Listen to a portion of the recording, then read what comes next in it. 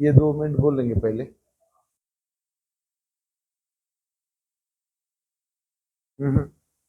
Direct बोला आणि ते नाव सांगा आता।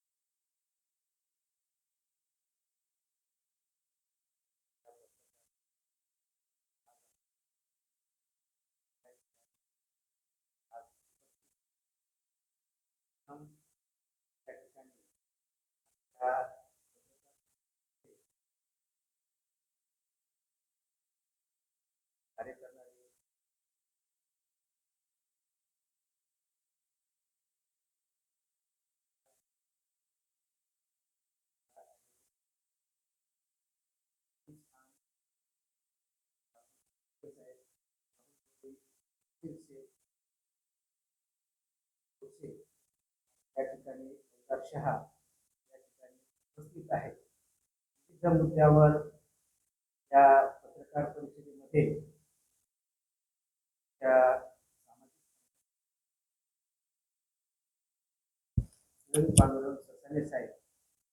हॅलो वार्तालाप करतील। जय भीम। विविध प्रश्नावर आपल्याशी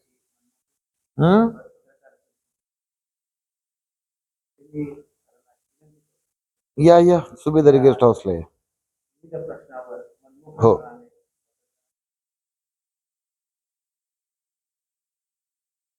सर्वप्रथम सर्व पत्रकार संपादकांना नमस्कार। आम्ही सामाजिक समता संघाच्या वतीने पत्रकार परिषदेचं आयोजन केलं होतं। सर्व पत्रकारांना निमंत्रण दिलं होतं।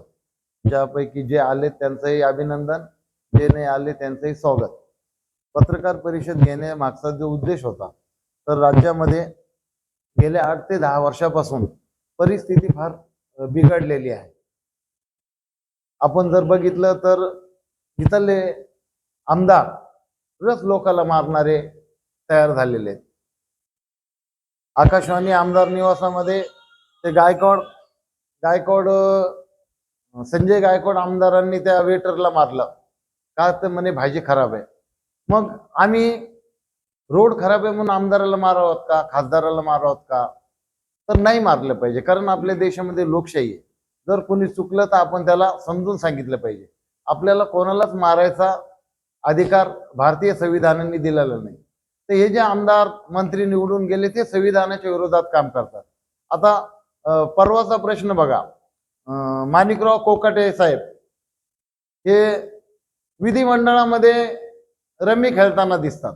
आपण सगळं प्रेस मीडियाने दाखवलं, पेपरमध्ये छापलं, दैनिकाने छापलं, ते रमी खेळताना दिसतात।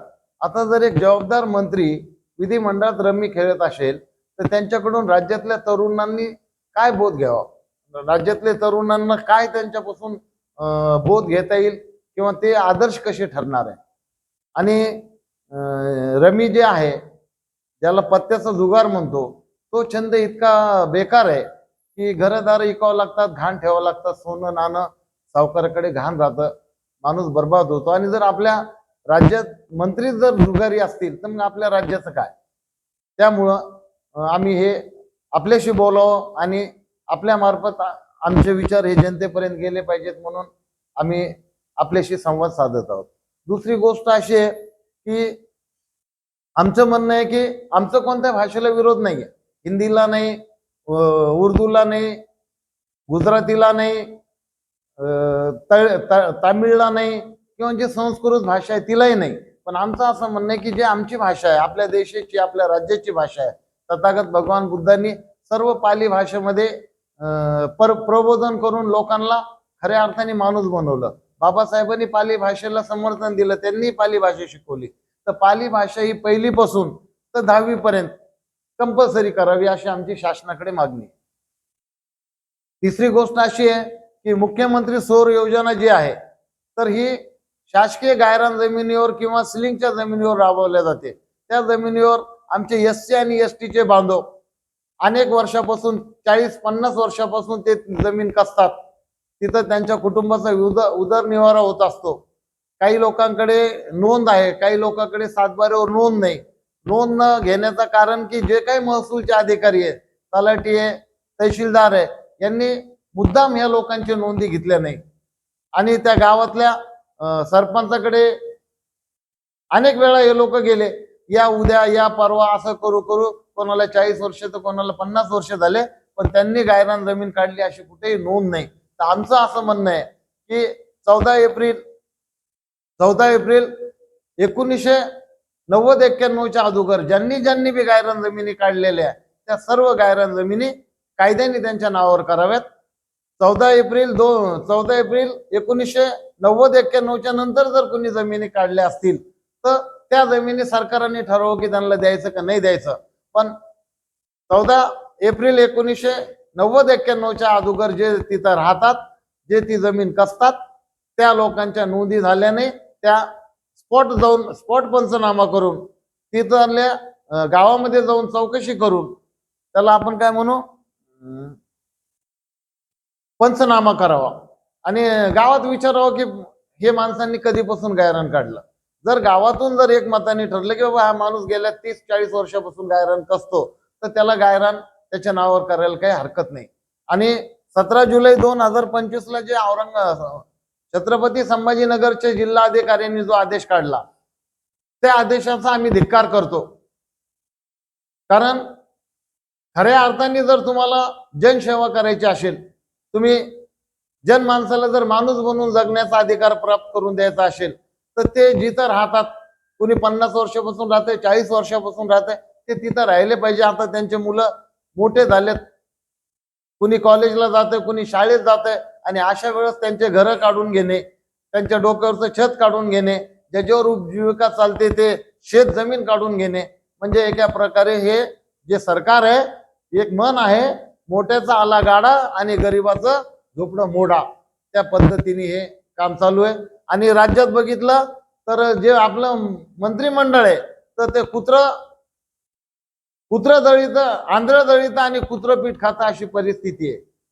कारण हे मंत्रिमंडळ बोगस लोकांचं आहे, सगळे मंत्री करप्टेड आहेत, कुठं ना कुठं त्यांचे भ्रष्टाचाराचे संबंध आहेत आणि आम्ही झेलला जाऊ नये म्हणून हे सगळे लोक त्या भारतीय जनता पक्षामध्ये गेले आणि त्यांनी तिथं जाऊन सहारा घेतला की बाबा आम्हाला जेलमध्ये गेल्यापेक्षा भारतीय जनता पक्षात जाऊ. आणि त्यामुळे ते पहिलेच भ्रष्टाचारी, ते पहिलेच गुन्हेगारी प्रवृत्तीचे, आणि मग अशा लोकांकडून राज्य सुरक्षित कसं राहील. तर आमची अशी मागणी आहे सामाजिक समता संघाच्या वतीने की माणिकराव कोकाट यांची मंत्रिमंडळातून हकालपट्टी करावी आणि माननीय अजितदादा पवार साहेबांनी त्यांची पक्षातूनही हकालपट्टी करावी, ही आमची मागणी आहे. आणि मुख्यमंत्री सौर योजना जी आहे तर ती गायरान सरकारी जमिनीवर लावू नये. जे कोणी शेतकरी त्यांना शेत किरायाने देत असतील किंवा विकत देत असतील तिथं त्यांनी तो प्रकल्प राबवावा.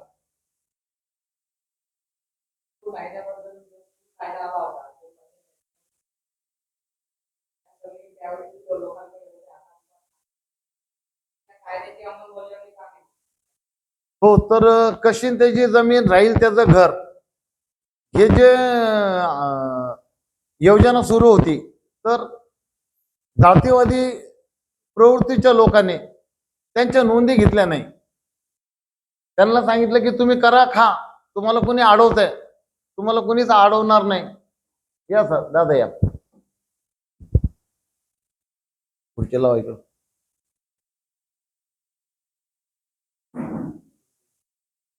आणि म्हणून काय झालं, काही लोकांना गावातून त्रास नाही, तहसीलदार नोंद घेत नाही, त्यांना वाटतं बाबा आम्ही मेहनत करतो, पीक येत आहे, आमचं कुटुंबाचा उदरनिर्वाह होतं, तर ती योजना थांबली. आणि आमची अशी मागणी होती की जो जमीन सरकारी आहे वो जमीन हमारी आहे, कारण सरकारची जमीन ती आमची जमीन आहे आणि सरकारने जर आता आम्हाला फुकट नसेल द्यायची तर भाड्याचा जोर द्यावी.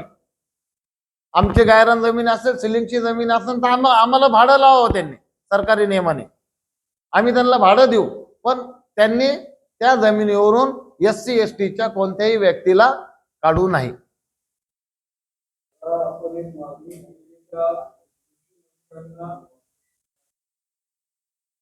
की त्यांना लोकांना